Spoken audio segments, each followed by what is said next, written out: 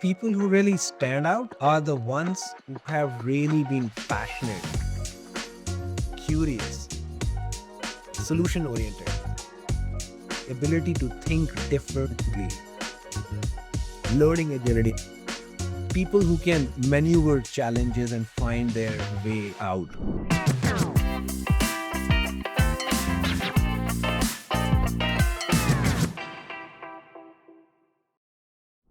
They say a leader's true legacy is not in what they build, but in who they build with. Infrastructure fades, systems evolve, but people stay. They carry forward not just the work but the DNA of the leader who brought them in.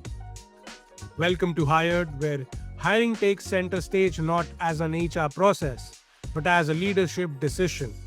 I'm your host, and today's episode dives into a deeply personal lens. Legacy is who you hire, not what you build. This may sound a bit unconventional, perhaps even a bit provocative, because it challenges traditional ideas of what legacy means in the business world. And I could not be more thrilled to have someone who has thought deeply and acted intentionally about this. Mr. Abhishek Misra, Head of Human Resources India at Rockwell Automation, joins us today. Abhishek brings over 18 years of diverse experience across HR generalist and specialist roles, as well as strategic business leadership. His expertise spans talent management, leadership management, organizational change, Lean Sigma in HR, mergers and acquisitions, and HR tech implementation across industries like FMCG, BFSI, healthcare, oil and energy, and automation. He actually began his journey in the trenches as a graduate technical trainee at GlaxoSmithKline before HR came calling. Somewhere along the line, spreadsheets gave way to people plans, and he took a steady sabbatical to pursue his master's in personnel management from Symbiosis Pune. From there, it was a steady rise across HR leadership roles at TCS, Novartis, and Shell India, each stint adding another layer to his people philosophy. And since 2017, he has been at Rockwell Automation, where he now leads HR for India, aligning people strategies with business purposes and a future facing lens. Welcome, Abhishek. How have you been and how has it been going? First of all, thanks a lot, Vishwajit, for having me and being with you once again after a couple of months. Always an honor. And yep, I think one thing which I think is everybody will agree that a lot has changed since we last met. You know, True. there's newer geopolitical situations.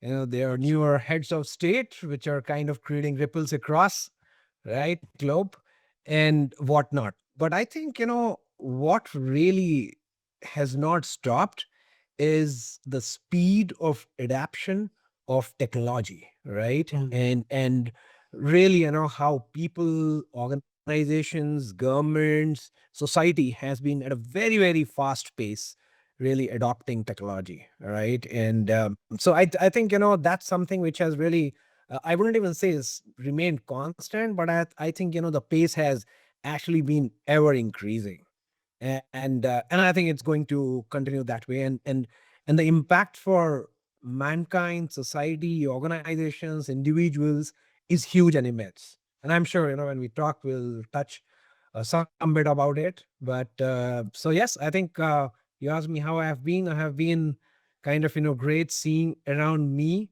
how people have been evolving with newer technologies. Rockwell has been kind of trying to adopt newer things, um, bring to our customers newer solutions. And in all this, I think our employees also kind of really positively getting developed both personally and professionally. Wonderful, wonderful. So that's such a nice way to put it. And yeah, I'm also very excited to have another fresh new conversation with some a different kind of perspective with you. And so, Abhishek, I'm looking forward to getting beneath the surface of hiring and unpacking what it reveals about ambitions, assumptions, and accountability that often go unspoken in leadership. So I'll start off with something foundational, something concerning you. Like Mhm. your personal hiring philosophy, what has shaped it and how has it evolved over the course of your career?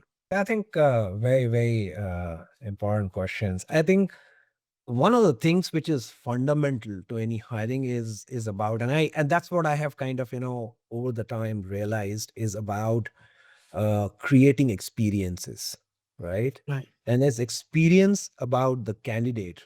And I think, irrespective of the outcome, right? That experience, I think, really is something, one of the, I would say, foundational pieces of the hiring philosophy which I have seen. And over the years, through the organizations that I've worked with, I have picked up, practices and philosophies which really have kind of built my own, I would say, personal philosophy around, hiring people and hiring the, I would say, the apt talent. People say best talent. I would say fit for purpose talent or apt talent, right? Because the need and the requirement of every organization is very different, right? And then to me, I think it more than hiring the best, we should hire the right fit, for the organization, and then that has a lot of connotations.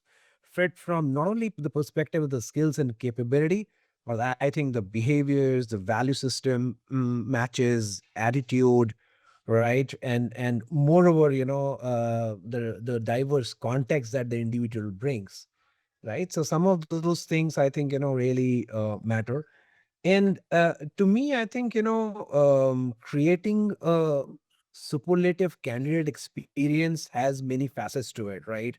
And there are many things which contribute to it.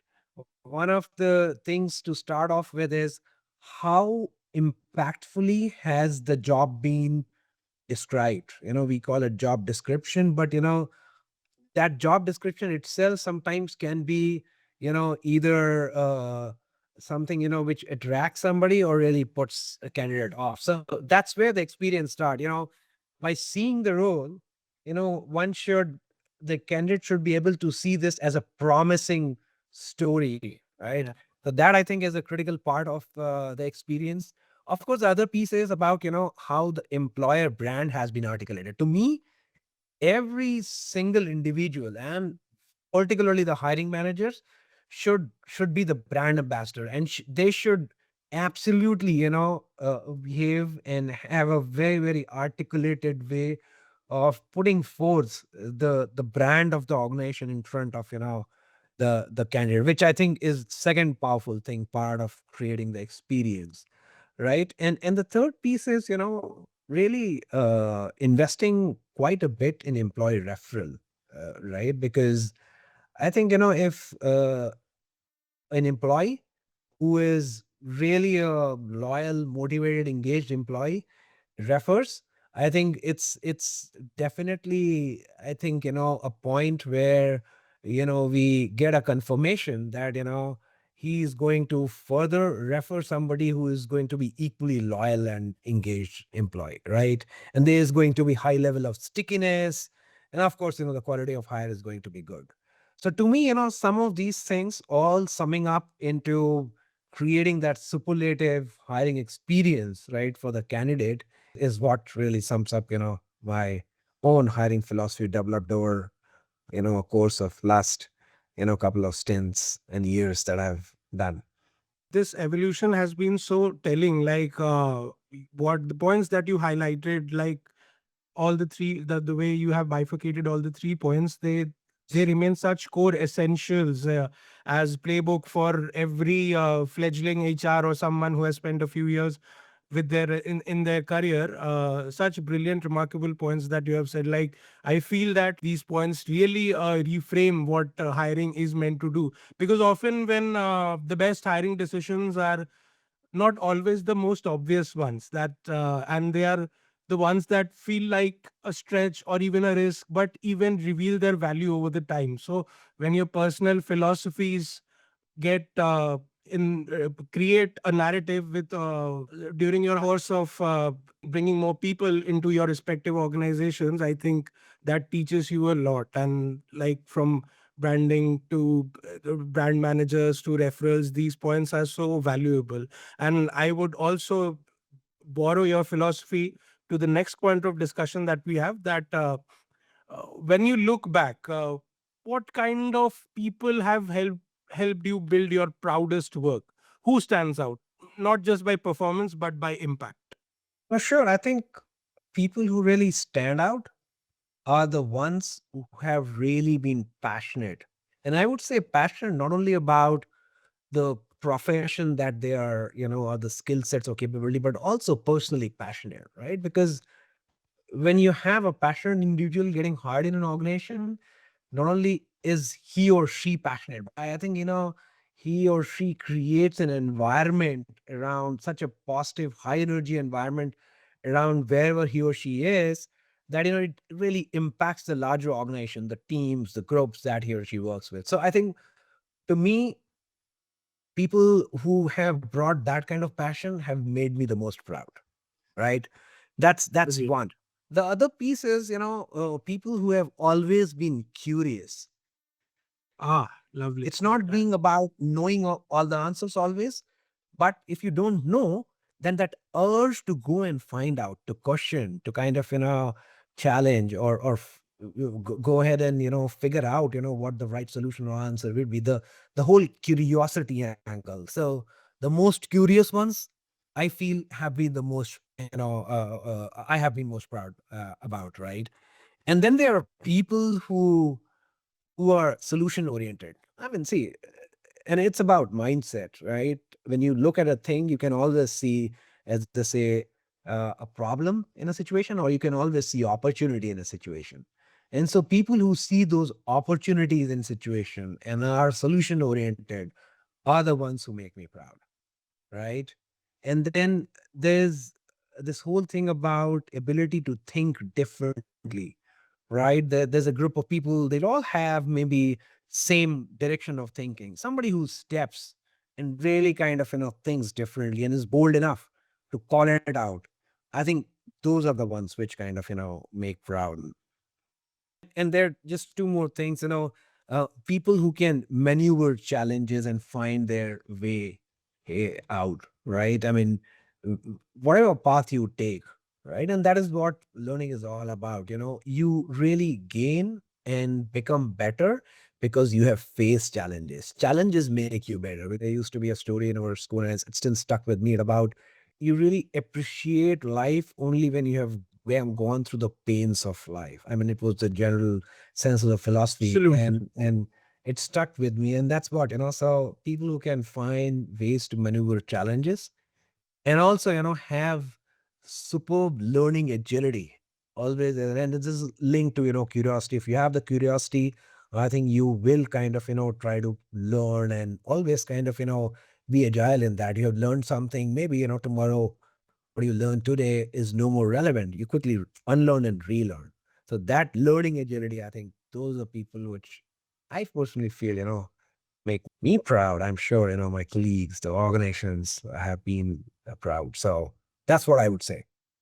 That resonates so deeply. Like, these points that you have highlighted, from curiosity to being passionate to be a go-getter to be inquisitive, all these points, someone who can find challenges, this reminds me that we need some sort of a productive dissonance, like people who ask, why do we do it this way?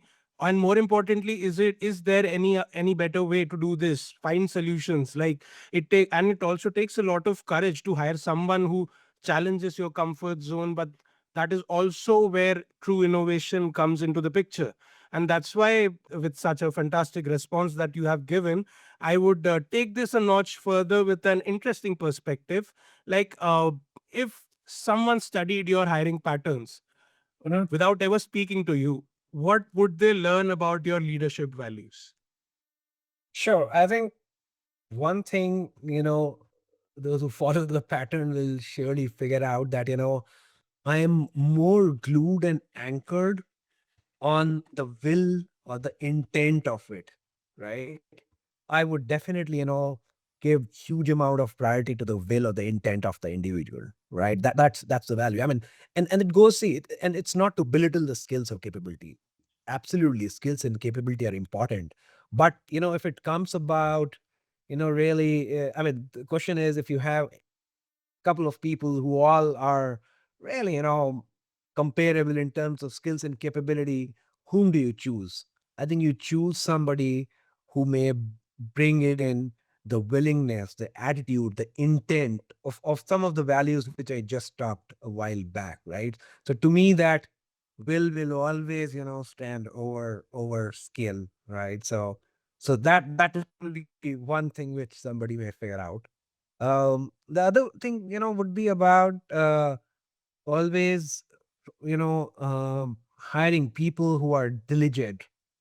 Yes, we need smart people, but nothing can replace, hard people who are smart have also kind of, been diligent in some way, right? In really shaping their smartness. People, as I said, and at the cost of repeating, I'll say again, passionate, right? Hungry to learn, right? That whole, something which is there in the gut, always really keen and hungry to learn, not bogged down by challenges, So you'll always, people will find that, I always get really, really impressed by people, who may not get bogged down by challenges. They'll try to, in the end, the outcome may be whatever, but they will not give up that attitude, right? Try. In the end, you may, maybe, you end up, not having as much success, but at least you will not ever regret that you didn't try. And so people will say that, yes, I that's the pattern they will find. People sometimes, I would say, more skewed towards people who may not be the best in their articulation, may not be the best of the lot, but they have great amount of clarity on the topic or the subject. Articulation can always be, I think, supported, but the clarity of thought, to me, I think, that's important because that's what innate. That's articulation can, of course, over time with practice be learned, right? The other pieces, and which is more from, I think, individual organizational aspect also, because no individual works, alone. So somebody who is hugely collaborative, is a team player, very high on integrity. I think those will be the other patterns which people will find, resonate with my leadership values. And what I believe is, it's not always important when we are hiring people to hire someone who is absolutely fit for the role, or maybe knows all the skills or capabilities required for the role. So it's not really important that somebody knows it all, but you have True. the intent and hunger to know what you don't know, right? So Right. to me, I think, I don't know if I really kind of, gave it confused you, or but those will be some of the things which will define, my hiring patterns and No, how the values that's are linked. absolutely, like, definitely a pattern. And I think it's also fascinating because, see, in some ways, hiring becomes a subtle autobiography. Without ever reading your leadership manual, people can understand your values by looking at the people you choose to empower. It is it is quiet but like incredibly revealing narrative, and the way you have brought out your perspective, your values, given the tremendous amount of experience and diverse industries with which you have worked on, I think it speaks brilliantly for you. Like, I don't have to add anything to it separately. And I'll come to the next point of conversation, that we often hire as a reaction, like a vacancy needs to be filled fast. But when it comes to visionary hiring, how do you make sure your choices serve a longer arc, not just a short term fix? Yeah, absolutely. So one of the things which I always call out to, my teams and the leaders is that, hire for potential, right? Not just what the individual brings to the table today, right? So if you see the potential in that individual, because if you're hiring for today, maybe you are just feeding the immediate requirement or the vacancy, as you said. But hiring for potential means you're actually feeding the future roles, and maybe from the future leadership, roles that the organization will have. So Very important, hire for potential and not just for the immediate need. To me, I think that's what is one of the things in terms of, how do you really do it from a long-term vision perspective. The other piece is, as I said, attitude and behavior is key. You may find, people who at times, as I said, may have all the ticks in terms of, the skill sets, the capability, the industry background and domain expertise, blah, blah, blah. But somewhere, are not really fitting in the behavioral value system, right? The organization has.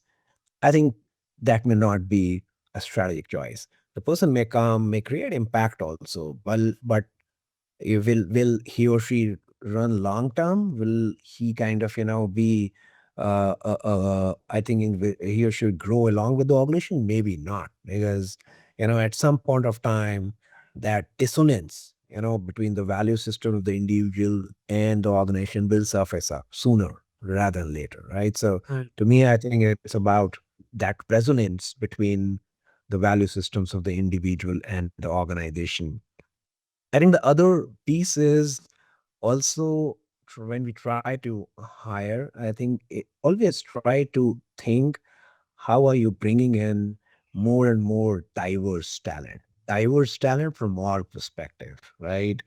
Diverse from domain, industry, thought process. I also would say diverse from the aspects of how the person, from what background has the person kind of been brought up, right, or grew up, or what important things have shaped his or her life. I think because that is what make people different, right, their experiences. So always trying to see that we don't hire clones, right, but go and hire people who make absolutely diverse teams. And why it's important, because I mean we all know, right, diverse teams means you bring a lot of different creative ideas, a lot of I would say innovative problem solving, or solutioning, ways of solutioning. So and that has a lot of impact on the organization. A few other things is sometimes, and I always tell people, take say we are from an automation industry, and we will always look at the usual automation competitors, or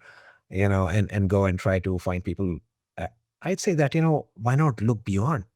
Sometimes you may find people in other space which you would have never ever imagined, right? And I have personal examples where me along with some of our leaders have taken those bets, and they have proved to be immensely, I would say, successful, right? So I think thinking out of box in terms of going away from your usual channels, or I would say cohorts or pools of hiring, try different things, and that's, I think, long term.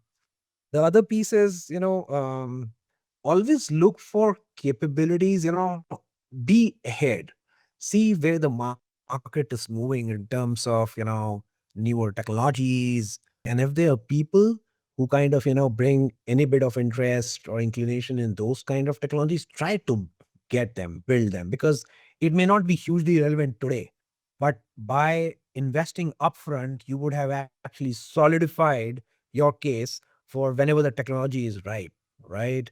So I think doing hiring for those skills or capabilities which are in short supply today, but the future is bright, investing in the talent upfront ahead of the curve today, I think that's visionary, right? That's thing. Other pieces I already said, in terms of not only, so when you are trying to hire diverse workforce, which I already touched, but I think while doing, how do you do that? I think to do that, you need to have the panels who are interviewing, they also need to be as diverse, because only if you are able to inject diversity in the panels would you also have a diverse outcome. And hence, some of this, to have visionary outcome, you also need to really work on through certain, I would say, processes and habits internally. Like one of those things which I said is to have really a diverse, panel, because that diverse panel will actually see the candidate and from very different perspectives, and bring in somebody who really is diverse, a future potential talent. So to me, I think some of those things are which may create, I think a visionary hiring, I would say, pipeline rather than just hiring for today. I would say that the what you just said, it's like it's an all encompassing model of what hiring should be like. And I think it shifts the lens from present performance to future contribution. Your approach, the way you have listed the points, reframe hiring not just as a plug-in fix but as a future shaping decision. It's not just about building capability but like building capacity. And with that, I would also like to address the keyword of the hour. Let us talk legacy. Like, when you think of people you have hired, what kind of footprint do you hope they leave behind, and what do you hope they carry forward from you? I think couple of things, people whom I have hired, they generally kind of, one are, I would say, one who would take risks, right? And rather than kind of being complacent, would want to get into newer waters, newer challenges, right? That's one. Second is, there'll be people who would really kind of, think about a long term, not just short term. And long term means that, in short term, you sometimes have to, take step sideways, right? And I always tell, people that, your career should not be just a vertical thing. It should actually, the definition of career should be how many different experiences have you accumulated over a period of time.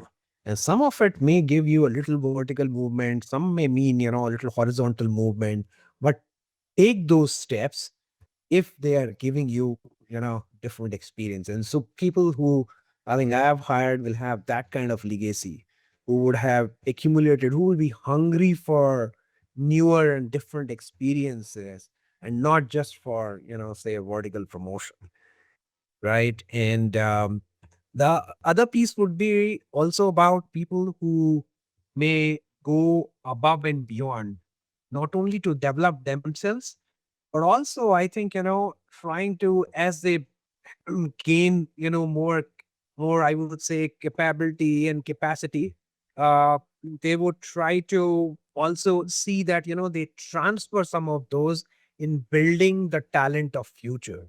So the legacy talent that I would have hired would be the one who would not only lead, but also create the leaders for future, right? And in the end, I think, above all, there'll be people who would really be the ones who really have very high standards of value in terms of, ethics, diligence, being passionate, curious, being, always hungry to learn, right?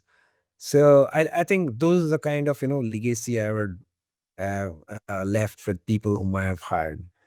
That is so powerful. Like, often we remember leaders not just for the tasks and the duties that they deploy us, their tasks that they give us, but for the belief they have in us in general. And it is this belief which I think fuels risk taking, ownership, and ultimately transformation. And you're right, like, not just vertical but the horizontalism that we should be focusing on, I think that matters a lot. And I feel the idea that legacy is not control, it's a momentum. It's about the kind of leaders you leave behind through your people. And with that, I'll finally address the big one, that is, are we hiring to maintain the system or to challenge it and rewire it for the future? Like, where do you stand? Absolutely. I think, hiring for future, for rewiring, for the future. And I think all the more pertinent this is today than maybe few years back, because the pace of change has, really gone up X number of times. And so there's no room for complacency, no room for just sustaining, what we have today in terms of hiring. We always need to be, future directed in terms of, what we are hiring. And I think, one of the things which I always want to highlight is we also need to, when rewiring for the future, keep looking at, couple of things. One, of course, the how our customers are changing, how our societies are changing, how our talent pools are changing, right? The younger demographics which are coming into workforce. And lastly, and not the least, is how our, I would say, partners and vendors are changing, because all this will really define what the future is. And hence, if we are really in tandem with that, it'll help us quickly lap up on how do we rewire ourselves for hiring to meet the changing or evolving needs of all these set of stakeholders. Because end of the day, I think as an organization, it's not just about existing for just customers, but I think existing for this entire ecosystem of stakeholders that we have. So that's how I would put it. What a fantastic note to end on. Like the last line, it's so resonating. I think I'll carry that line with me for based on our entire interaction today. And in, like I just would also like to add that in many ways, hiring is the first step in change management. It sets the tone for the kind of future you are building or maybe avoiding. And the best leaders like yourself are those who are not in their own image, but in service of a future that demands something more. Uh, and just to end, like hiring is not an HR checklist, it's a leadership imprint. And the people we bring in, they become the pages on which our legacy is written. So on that note, thank you, Abhishek. It was an honor listening to you speak and sharing such ingenious insights for our viewers. At the same time, for holding the mirror up for us today and reminding us that our decisions not just our declarations define the culture that we create. So always uh like always exciting to listen to you, interact with you. Absolutely pleasure, talking to you always, Vishwajit. And on that note, it reminds me of one of my leaders, in earlier years, who always used to say, "Hey, you will learn by baptism on, with fire." And I was Ah, asked him what that means, and he said that, it's only those challenges when you, encounter working on your role will you learn the best. And he used to call that baptism by fire, and it always stuck with me. And I think some of my, I would say, best learnings came by fire. So it was baptized by fire. absolutely, like fiery and feisty, like the way you are. I'm always very, like, always in awe of the thoughts that you share. So, thank you again, Abhishek. Thank you for being part of this podcast and taking your special, valuable time out for us. Hope for more engaging, such brilliant conversations in the future. Absolutely. Pleasure talking to you, Bishwi, as always. Thank you. To our viewers, I request you to pause for a moment and think about the last hiring decision or the last person you chose to mentor, recommend, or advocate for. That choice was not just about filling a role, it was a reflection of what you value, what you prioritize, and what kind of future you are building, consciously or not. Thank you for listening. If this episode made you reflect, question, or even shift your perspective, share it with someone who shapes teams. Because the legacy we leave behind is built one person at a time. Until next time, hire wisely, lead intentionally, and stay tuned for more conversations that challenge how we build and belong.